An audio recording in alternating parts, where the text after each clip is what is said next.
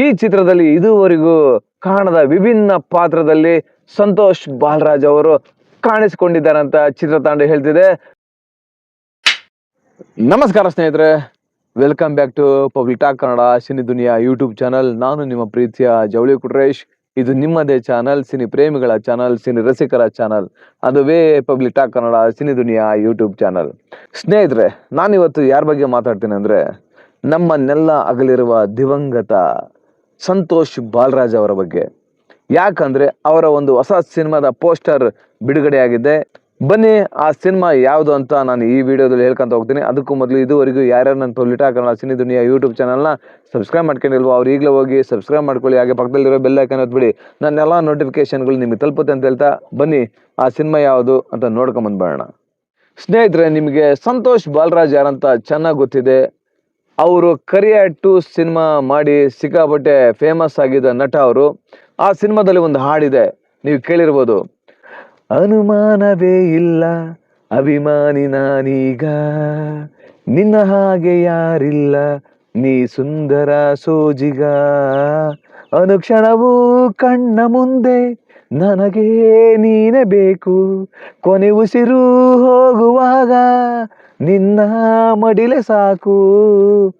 ಈ ಹಾಡು ಕೇಳಿರ್ತೀರಿ. ಈ ಸಿನಿಮಾ ಸೂಪರ್ ಆಗಿತ್ತು. ಅದೇ ನಮ್ಮ ಸಂತೋಷ್ ಬಾಲರಾಜ್ ಅವರ ಕೊನೆ ಸಿನಿಮಾ ರತ್ನ ಗರ್ಭ. ಈ ಸಿನಿಮಾದ ಪೋಸ್ಟರ್ ಬಿಡುಗಡೆಯಾಗಿ ಎಲ್ಲರ ಗಮನ ಸೆಳೆದಿದೆ. ಈ ಚಿತ್ರದಲ್ಲಿ ಇದುವರೆಗೂ ಕಾಣದ ವಿಭಿನ್ನ ಪಾತ್ರದಲ್ಲಿ ಸಂತೋಷ್ ಬಾಲರಾಜ್ ಅವರು ಕಾಣಿಸಿಕೊಂಡಿದ್ದಾರೆ ಅಂತ ಚಿತ್ರತಂಡ ಹೇಳ್ತಿದೆ. ಸಂತೋಷ್ ಬಾಲರಾಜ್ ಅವರ ಪುಣ್ಯತಿಥಿ ನಿಮಿತ್ತ ಈ ಸಿನಿಮಾದ ಪೋಸ್ಟರ್ ಬಿಡುಗಡೆಯಾಗಿದೆ. ಸಂತೋಷ್ ಬಾಲರಾಜ್ ಅವರ ಆಕಸ್ಮಿಕ ನಿಧನದ ನಂತರ ಸಣ್ಣ ಪುಟ್ಟ ಶೂಟಿಂಗ್ ಪ್ಯಾಚ್ ವರ್ಕ್ಗಳನ್ನ ಪೂರ್ತಿ ಮಾಡಿಕೊಂಡ ಚಿತ್ರತಂಡ ಈಗ ಕೊನೆ ಹಂತದ ಪೋಸ್ಟ್ ಪ್ರೊಡಕ್ಷನ್ ಅಲ್ಲಿ ಬ್ಯುಸಿಯಾಗಿದೆ. ಈ ರತ್ನಗರ್ಭ ಚಿತ್ರವನ್ನು ಅಶೋಕ್ ಕಡಬಾ ಅವರು ನಿರ್ದೇಶನ ಮಾಡಿದ್ದಾರೆ. ಚಿತ್ರಕಥೆ ಬರೆದು ಕ್ರಿಯೇಟಿವ್ ಡೈರೆಕ್ಟರ್ ಆಗಿ ಜನಾರ್ದನ ಪಿ ಜಾನಿ ಅವರು ಕೆಲಸ ಮಾಡಿದ್ದಾರೆ. ಇನ್ನು ಈ ಚಿತ್ರದ music director Ravi Basrur, Cinetech Suri ಛಾಯಾಗ್ರಹಣ, ಗೋಪಾಲ್ ವೆಂಕಟೇಶ್, ಎಟಿ ರವೀಶ್ ಅವರ ಬ್ಯಾಕ್ಗ್ರೌಂಡ್ ಮ್ಯೂಸಿಕ್ ಹಾಗೂ ಸುರೇಶ್ ಅರಸ್ ಮತ್ತು ಕುಮಾರ್ ಅವರ ಸಂಕಲನವಿದೆ. ಸಂತೋಷ್ ಬಾಲರಾಜ್ ಅವರಿಗೆ ಜೋಡಿಯಾಗಿ ರಜನಿ ರಾಘವನ್ ಅವರು ಅಭಿನಯಿಸಿದ್ದಾರೆ.